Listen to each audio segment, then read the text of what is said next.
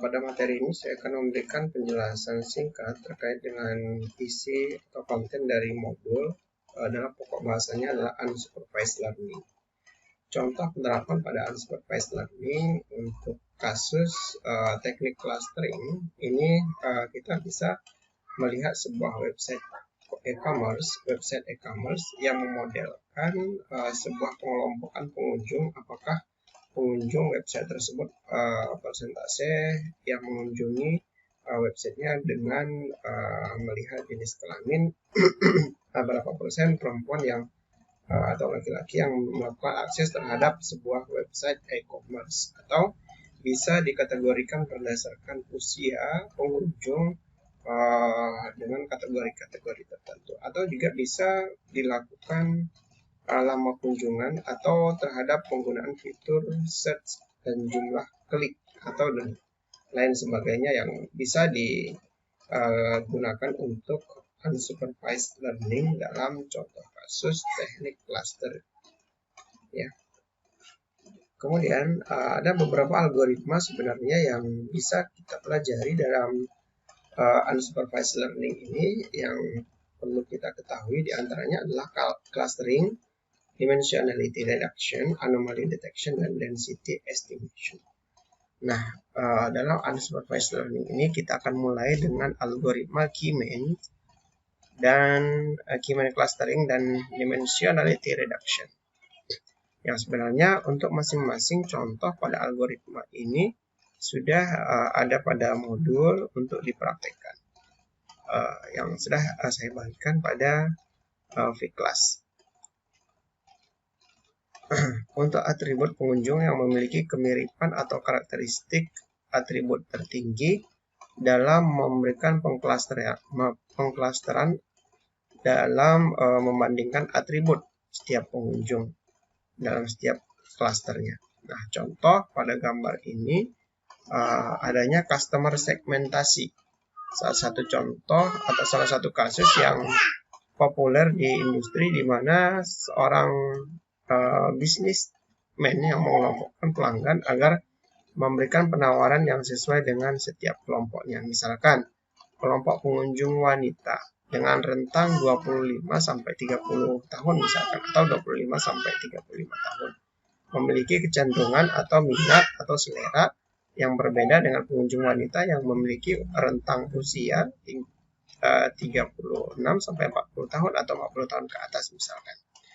Customer segmentasi ini penting untuk kita kelompokkan atau diklasterkan karena target kelompok ini untuk mendapatkan penawaran yang sesuai sehingga memberikan kontribusi positif terhadap revenue toko. Nah, untuk pengklasteran K-mean clustering ini ada sejarah singkatnya, yaitu yang dikembangkan oleh Stuart Layard dari Bell Lab ya pada tahun 1957. Pada awalnya metode K-mean ini hanya dipakai untuk industri perusahaan internal saja, untuk perusahaan internal. Kemudian metode ini baru dipublikasikan dengan publikasi jurnal pada tahun 82, dan pada tahun 65 Edward W. Forgy mempublikasikan metode yang sama dengan K-mean, sehingga K-mean juga dikenal sebagai metode Layard-Forgy. Nah, untuk melihat bagaimana K-mean ini bekerja, sebenarnya sudah ada pada ilustrasi pada modul ini yang bisa kita baca berdasarkan keterangan-keterangannya masing-masing. Ini saya berikan gambar-gambar ini yaitu untuk memudahkan kita dalam memahami metode K-mean itu sendiri. Yang dalam hal ini yaitu memilih sebuah sampel yang secara acak, kemudian sampel tersebut akan dijadikan sebagai sentra atau sentroidnya, yaitu sebuah sampel yang menjadi pusat dalam sebuah klaster. Nah, ini ada warna abu-abu, warna kuning, warna hijau, warna biru. Ini memiliki arti yaitu untuk memberikan sampel terhadap klaster-klaster tertentu atau warna-warna tertentu. Misalkan warna yang mendekati warna-warna ini akan diklasterkan berdasarkan kedekatan dari sebuah ini sampel ke dalam pengkategorian warnanya. Beberapa metode untuk mendukung algoritma K-mean dalam memberikan pemahaman terhadap algoritma K-mean, yaitu diantaranya menggunakan metode elbow.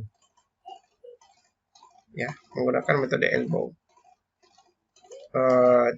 Cara yang gampang untuk menentukan jumlah K atau klaster pada K-mean adalah dengan melihat sebaran datanya, sehingga otak kita bisa mengelompokkan data-data yang berdekatan dengan cepat. Tetapi cara ini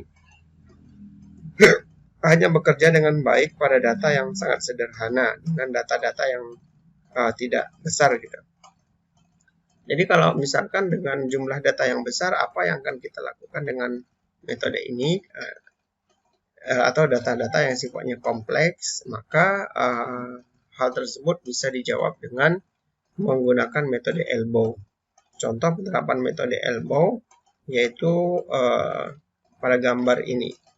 Dibagi pada metode ini menentukan jumlah klaster dengan klasternya adalah 4 buah klaster yang diberikan warna yang berbeda, lingkaran warna yang berbeda untuk membedakan jumlah klaster yang ada pada sampel yang ada pada data, yaitu berdasarkan kedekatan masing-masing warnanya. Warna yang dikategorikan warna ungu, pink, biru, atau toska akan dikelompokkan berdasarkan kedekatan dari klaster itu sendiri dengan titik sentroidnya. Nah, di sini ada beberapa latihan menggunakan scikit-learn terhadap K-means. Bisa menggunakan Colab atau Google Colab atau Watson Studio. Yang sebenarnya ini saya dapatkan referensinya dari materi-materi yang sebenarnya sudah saya gabungkan dari beberapa sumber materi yang ada pada daftar referensi tambahan di akhir halaman modul ini. Nah, pertama seperti biasa kita mengambil sebuah dataset yaitu mall customer dengan ekstensinya CSV, kemudian kita ketikkan dan membaca file CSV-nya, kemudian kita tampilkan data teratas, 3 data teratas berdasarkan customer ID, gender, age, annual income, spending score yang memiliki terdiri dari kolom dan baris dan banyaknya baris pada sebuah file mall customer.csv. Kemudian kita lakukan analisa terhadap data ini dengan memberikan perintah-perintah yang sesuai dengan instruksi yang diberikan pada modul, yaitu pertama kita melakukan pengubahan data kategori menjadi data numerik, pengubahan data kategori menjadi data numerik, yaitu dengan memberikan simbol atau kode. Untuk male dan female itu diberikan kode tertentu, misalkan 0 dan 1. Kemudian fungsi in place true terhadap replace permanen terhadap data yang kita butuhkan. Kemudian kita tampilkan 3 data teratas. Kemudian kita masukkan menggunakan fungsi K-mean-nya. Kemudian kita lakukan pengklasteran sehingga akan mendapatkan gambaran akhir. Terakhir kita bisa melakukan menggunakan K-mean dengan jumlah K yang didapat dari metode elbow. Nah, seperti ini kurang lebih sebaran data dengan 5 buah klaster warna dibedakan dengan warna dan klasternya, klaster 1 sampai klaster 5 atau indeks ke-0 sampai indeks ke-4. Demikian untuk penjelasan singkat materi hari ini. Mohon maaf apabila ada kesalahan dan kekurangan. Wassalamualaikum warahmatullahi wabarakatuh.